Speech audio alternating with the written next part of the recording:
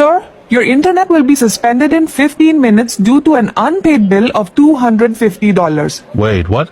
I didn't know I had an unpaid bill. I've been super busy this month. No worries, sir.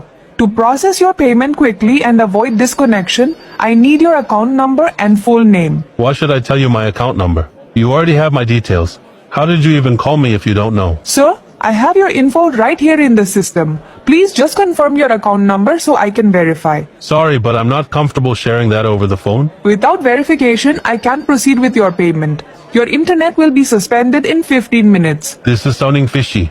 I'm going to call NetSafe Communications myself to check this. Sir, please don't hang up. This is urgent and your service will be cut off soon. If this is real, why can't you give me your employee ID or a direct number to call back? Sir, I'm from billing department. No, this is a call is scam. recorded I'm for hanging your up now. protection. Please cooperate. No, this is a scam. I'm hanging up now.